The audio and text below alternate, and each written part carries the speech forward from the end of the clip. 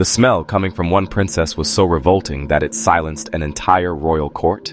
This is the absolutely shocking true story of how the Spanish Habsburg dynasty destroyed itself through centuries of inbreeding. Picture this. It's the summer of 1680 in Madrid, and the scorching heat is making the massive stone walls of the Alcazar royal residence feel like an oven. But inside the grand reception hall, something far more disturbing than the weather is making everyone uncomfortable. Princess Margarita Teresa has just entered the room for a diplomatic meeting with foreign ambassadors, and within seconds, the entire atmosphere changes. Not because of her royal presence or her elaborate dress, but because of the absolutely putrid smell emanating from her body. We're talking about an odor so offensive, so overwhelmingly disgusting, that seasoned diplomats who have traveled across war-torn Europe are literally covering their faces and trying not to gag. The French ambassador, a man who has dealt with plague victims and battlefield corpses, later wrote in his private correspondence that the princess smelled like death itself had taken residence in her flesh. Court ladies are discreetly holding perfumed handkerchiefs to their noses, while others are making excuses to leave the room entirely. But here's the thing that makes this even more disturbing. This isn't just poor hygiene or some unfortunate medical condition that could be treated. This rotting smell, this physical decay happening while she's still alive, is the direct result of generations of the Habsburg family marrying their own relatives in an obsessive quest to keep their bloodline pure. And if you think that's shocking, wait until you hear about what happened to her nephew, King Carlos II, whose body was so twisted by inbreeding that when doctors finally performed an autopsy, they found his heart had shrunk to the size of a peppercorn, and his brain cavity was filled with water instead of brain tissue. But I'm getting ahead of myself. Let's start from the beginning and trace exactly how one of history's most powerful dynasties managed to destroy itself through their own twisted family tree.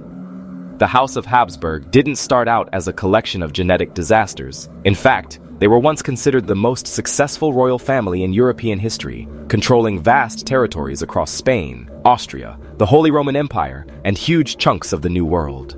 They had wealth beyond imagination, armies that could crush entire nations, and political influence that stretched across continents. But somewhere along the way, they became absolutely obsessed with one idea that would ultimately destroy them: the concept of blood purity. You see, the Habsburgs believed that their royal blood was so special, so divinely blessed, that mixing it with common noble blood would dilute their power and legitimacy. So what did they do? They started marrying within their own family. We're not talking about distant cousins here. We're talking about uncles marrying their nieces, first cousins marrying each other, and in some cases relationships so close they would make your skin crawl. For over 200 years, generation after generation, they kept their bloodline pure by essentially creating a genetic nightmare. And the physical results were impossible to ignore. Walk through any museum today that has Habsburg portraits, and you'll immediately notice what art historians call the Habsburg jaw, a grotesquely protruding lower jaw that made it difficult for these royals to speak clearly or eat properly.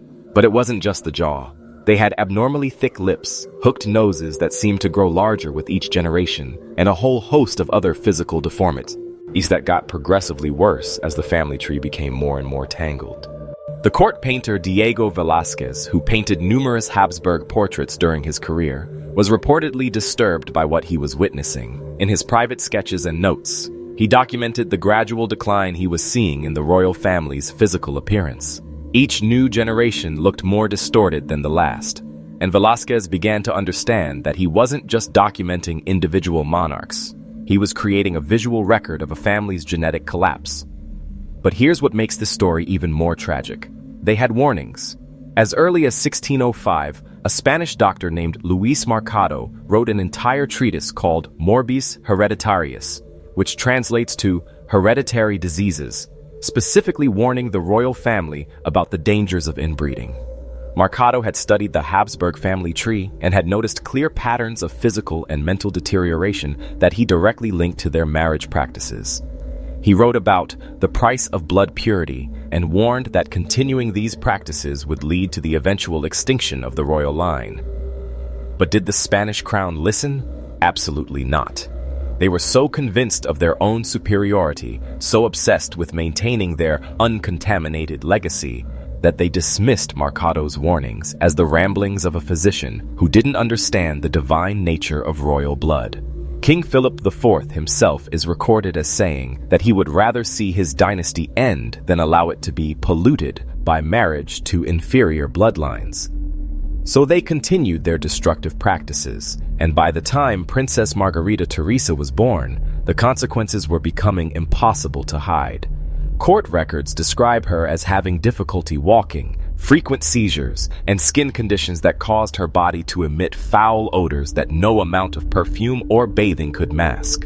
The royal physicians tried everything: special diets, herbal treatments, even primitive forms of what we would now recognize as aromatherapy, but nothing could address the fundamental genetic problems that were literally rotting her from the inside out. The princess's condition became a source of diplomatic embarrassment for Spain. Foreign ambassadors would return to their home countries with stories about the rotting Spanish princess, and these accounts began to undermine Spain's reputation as a great power. How could a nation that claimed divine mandate to rule vast territories not even maintain the basic health of its own royal family? But as disturbing as Princess Margarita Teresa's condition was, it was nothing compared to what was happening with the heir to the Spanish throne, her nephew, Prince Carlos. If you think the princess's story is shocking, Carlos's childhood will absolutely horrify you, because by the age of 12, this future king was already showing signs of genetic damage so severe that court physicians were privately questioning whether he would live to see adulthood. Picture a 12-year-old boy who should be learning swordplay and statecraft, running through palace gardens and preparing for his future role as one of Europe's most powerful monarchs. Instead, Prince Carlos spent most of his childhood confined to his chambers because his legs were so deformed by rickets that he could barely walk. His tongue was so oversized that it protruded from his mouth constantly, making clear speech impossible. His jaw was so malformed that he couldn't properly chew solid food, forcing the royal kitchens to prepare everything in liquid or paste form. But the physical deformities were just the beginning. Carlos suffered from what modern doctors would likely diagnose as severe intellectual disabilities. He couldn't read or write beyond a basic level, struggled to understand simple concepts, and had frequent seizures that would leave him unconscious for hours. Court tutors, some of the most educated men in Europe, would leave their positions after just a few months because they couldn't figure out how to teach a prince who seemed incapable of learning even the most basic skills needed for rulership. The most heartbreaking part of Carlos's childhood was how isolated he became from normal activities. While other noble children his age were participating in hunts, tournaments, and court festivities, Carlos was kept hidden away because his appearance and behavior were considered too disturbing for public view. He spent most of his time with a small group of carefully selected servants and physicians who had been sworn to secrecy about his true condition. King Philip IV was facing a nightmare that no parent should ever have to confront, watching his son and heir deteriorate before his eyes while knowing that this deterioration was the direct result of his own family's choices. Court records show that Philip would spend hours in private prayer, begging God to heal his son or to at least allow Carlos to produce an heir who might be healthier. But deep down, Philip was beginning to understand a horrifying truth. His dynasty was literally dying out, and there might be nothing he could do to save it. The royal physicians were having private conversations about Carlos that they dared not share with the king. They had begun to suspect that the prince might be suffering from what we would now recognize as hypogonadism, a condition where the reproductive organs don't develop properly. If their suspicions were correct, see. Carlos might never be able to father children, which would mean the end of the Spanish Habsburg line. But they couldn't voice these concerns openly because questioning the fertility of the heir to the throne could be considered treason. Meanwhile, Princess Margarita Teresa's condition was continuing to deteriorate. During one particularly embarrassing incident, she fainted during a diplomatic reception with the French ambassador, and the smell from her unconscious body was so overwhelming that the entire room had to be evacuated and thoroughly cleaned before anyone could return. This incident became the talk of European courts, with foreign diplomats sending coded messages back to their home countries about the diseased Spanish princess and what her condition might mean for Spain's future stability. King Philip IV was reportedly devastated by his daughter's public collapse. According to court records, he spent 3 days in private contemplation, refusing to see anyone except his confessor. When he finally emerged, Witnesses described him as looking like he had aged years in just those few days. The king was beginning to understand that his family's obsession with blood purity hadn't preserved their divine right to rule. It had cursed them with a living nightmare that was destroying them from within. The royal physician, a man named Dr. Juan Bautista Huarte, had been quietly researching ancient medical manuscripts, trying to find some precedent for what was happening to the Habsburg family. What he discovered was both fascinating and terrifying. Historical records from other royal dynasties showed similar patterns of decline when families practiced extended inbreeding. The Egyptian pharaohs, certain Chinese imperial lines, and even some European noble houses had experienced comparable genetic collapses. Dr. Huarte realized he was witnessing a biological law in action, nature's way of preventing the continuation of genetically compromised bloodlines. But even as storm clouds were literally gathering over Madrid, symbolizing the approaching doom of the dynasty, the Spanish court was still refusing to acknowledge the true cause of their problems. They attributed the royal family's health issues to everything from divine punishment for unspecified sins to curses placed by foreign enemies. Some even suggested that the problems were caused by the humid Spanish climate or by eating too much exotic food from the New World colonies. This denial would continue right up until Carlos's wedding day in November of 1679, an event that would become one of the most disturbing royal ceremonies in European history. But before we get to that nightmare of a wedding, we need to understand just how bad Carlos's condition had become by the time he reached adulthood. Because if his childhood was disturbing, his adult life was an absolute horror show that would make modern medical professionals weep with sympathy. By the time Carlos turned 18, his physical appearance was so shocking that foreign visitors would often struggle to maintain their composure when meeting him. His body was severely emaciated, weighing less than most 12-year-old children despite being a grown man. His spine was curved, creating a hunched appearance that made him look even more frail than he actually was. His hair had begun falling out in patches, and his skin had taken on a sickly pale color that made him look more like a corpse than a living king. But perhaps most disturbing of all was Carlos's mental state. Court records describe a man who was aware enough to understand that something was terribly wrong with him, but not intelligent enough to comprehend exactly what that something was. He would have moments of startling clarity where he would ask his physicians direct questions about why he looked different from other people. But these moments were followed by periods of confusion where he seemed unable to recognize familiar faces or remember basic information about his own life. The pressure to find Carlos a wife and produce an heir was becoming desperate. European powers were already positioning themselves for the succession crisis they knew was coming. If Carlos died without children, the Spanish throne would likely go to a foreign prince, potentially disrupting the entire balance of power in Europe. So despite his obvious physical and mental limitations, despite the fact that court physicians were privately expressing doubts about his ability to consummate a marriage, the search for a suitable bride continued. The woman they eventually chose was Maria Louisa of Orléans, a French princess from a healthy bloodline who was considered one of the most beautiful and intelligent women in Europe. She was everything Carlos was not: physically attractive, mentally sharp, and from a family with no history of the genetic problems plaguing the Habsburgs. The hope was that her superior genetics might somehow compensate for Carlos's obvious deficiencies and produce healthy heirs.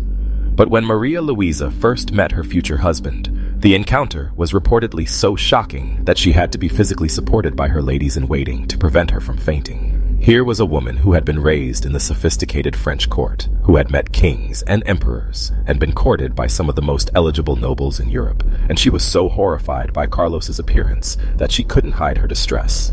The wedding ceremony itself on November 15th, 1679, was a study in barely concealed horror.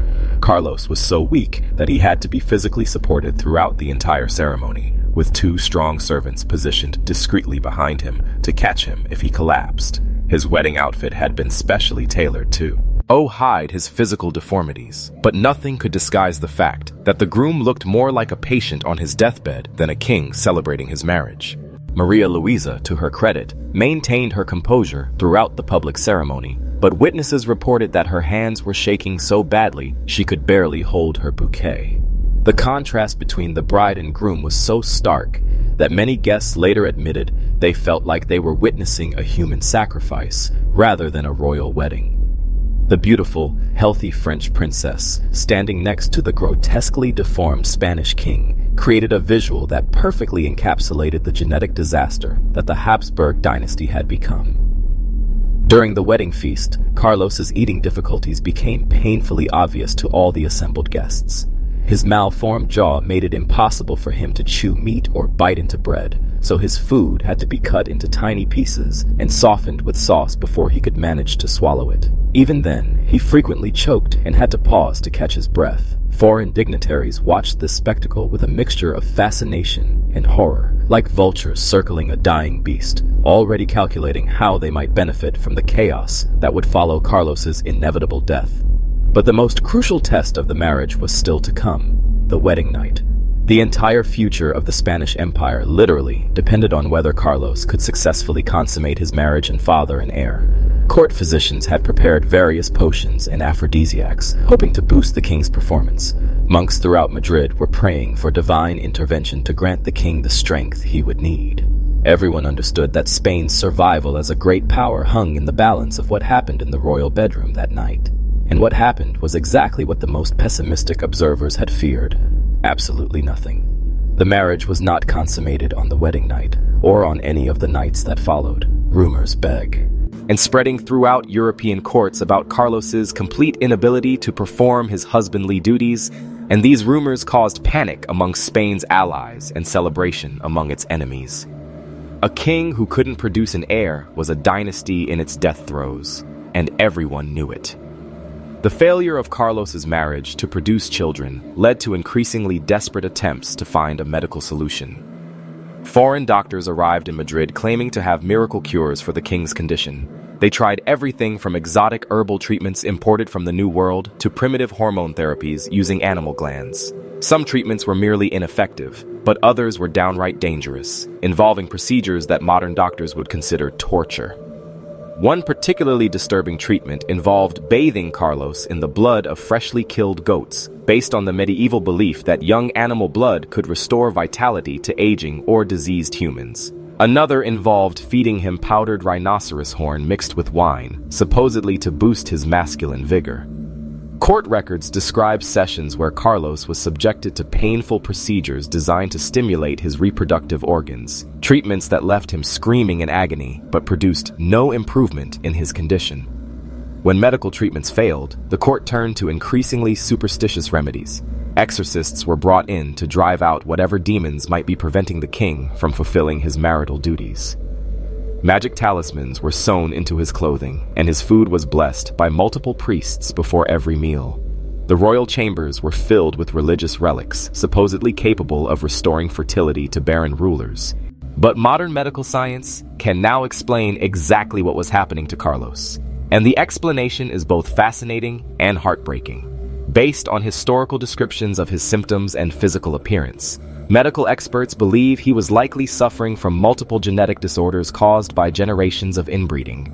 The most probable diagnosis is a combination of Klinefelter syndrome, which affects male sexual development, and various recessive genetic conditions that would have been almost impossible to survive in that era.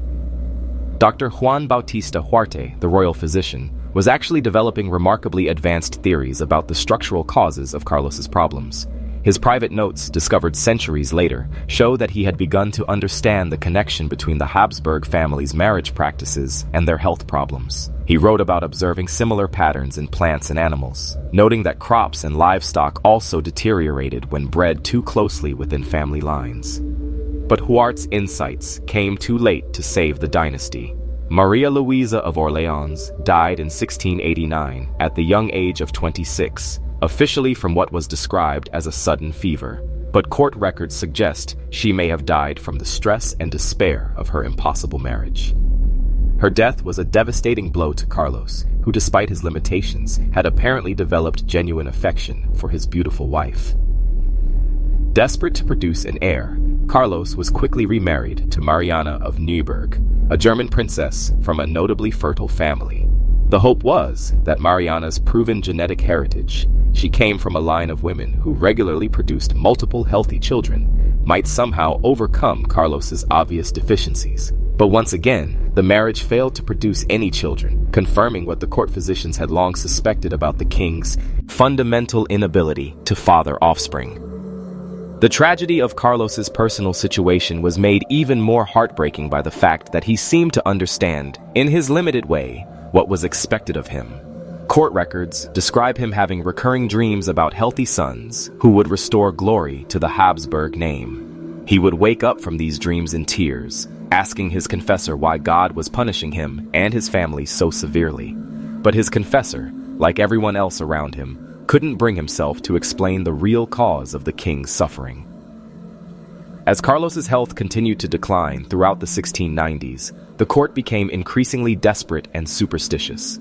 They attributed his problems to everything from witchcraft to divine wrath, never acknowledging the obvious genetic causes that were staring them in the face. Foreign observers noted that the Spanish court had become a place where logic and reason had been completely abandoned in favor of magical thinking and desperate denial.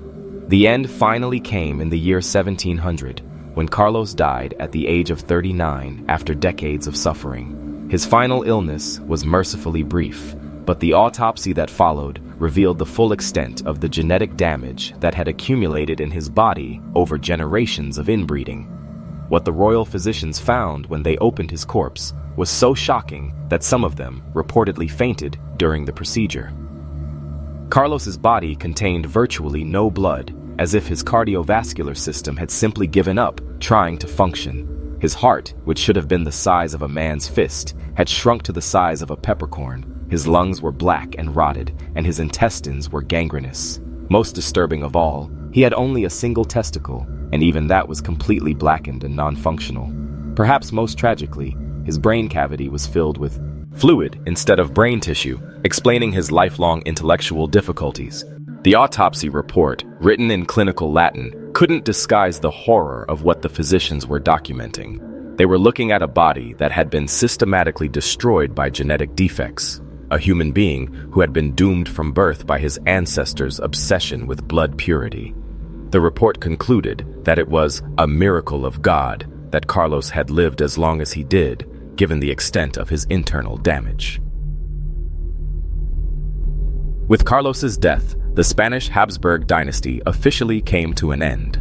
In his final will, he named Philip of Anjou, a French Bourbon prince, as his heir, setting off the War of Spanish Succession that would reshape European politics for decades to come.